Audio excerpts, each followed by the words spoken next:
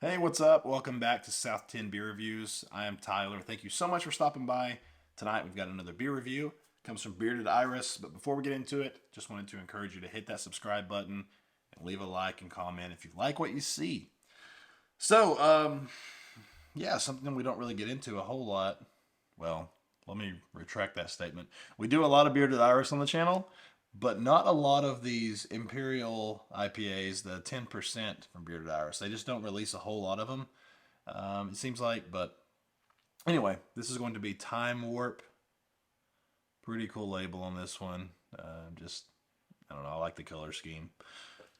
Imperial IPA with Strata, Simcoe, and then it says Spatial Distortion. They always put some kind of little descriptor on there. I don't know why I'm really doing this. Um, Bearded Iris, I think, for me, is one of those breweries who I pretty much never get any type of sediment or anything like that. Their beers are always just really nice looking. So, anyway, let's go ahead and get it poured. Pouring a very deep gold color. All right. So, appearance wise, yeah, I mean, it's full on haze. It's kind of that deep gold, but like has almost an orange type of hue to it as well. Um, Almost glowing in this light. But yeah, I don't see any carbonation bubbles streaming up. I don't see any light coming through. It's got about 2 fingers worth of an off-white head. Pretty tight bubbles, a little soapy up top. But anyway, looks pretty nice. Let's go ahead and shove our nose in it.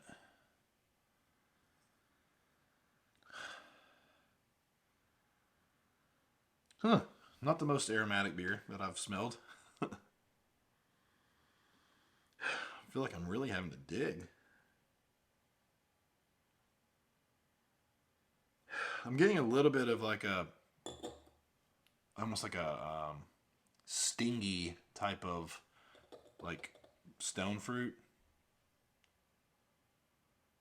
There's a little bit of almost citrusy, like grapefruity orange thing.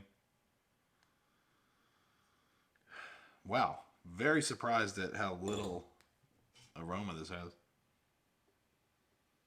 Get a little more out of the can. Hmm. I don't know. Not the most aromatic beer that I've had from Bearded Iris. It's very minimal.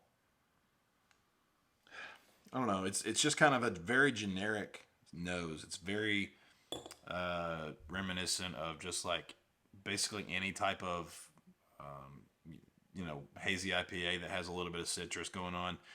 It's got a little bit of this like stingy type of herbaceous note. It's got a little bit of pineapple, some stone fruit floating around. I just can't get over how little there is on the aroma. When was this can? June 7th. So it's like 3 weeks old, something like that. I believe. I believe today's the 28th. So I don't know. It's like 3 weeks or so. Anyway, let's go ahead and try it. We'll see if it has anything going on in the taste as opposed to the nose.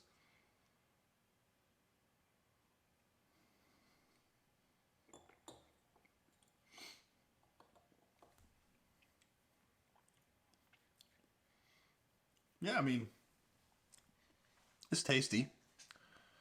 It's very odd though. Like it's just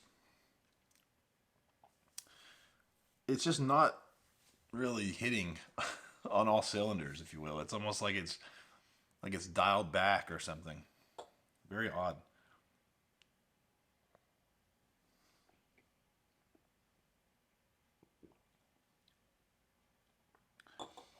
I will say the taste is definitely better than the nose. I'm getting a little bit of like a melon type of characteristic. The citrus is coming through, but it's not quite on like the grapefruit realm like it was on the nose. It's a little bit more of like a sweet tangerine, sweet like cutie type of little citrus cutie things. I'm getting definitely like a little bit of peach and nectarine in there.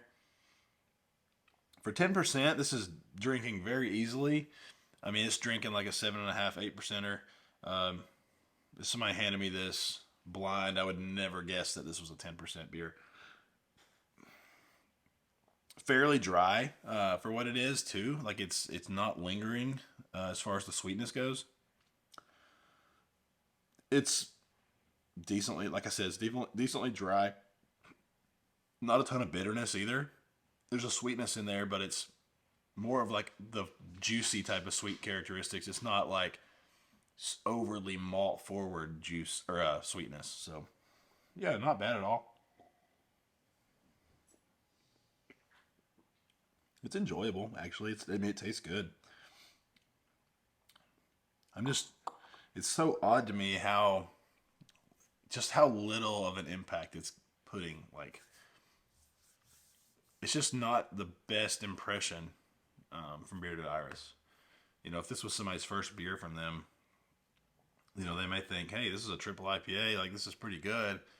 I wouldn't disagree with you, but compared to some of their other stuff, even their single IPAs, like the aroma is just very, very much lacking, and the taste is just not.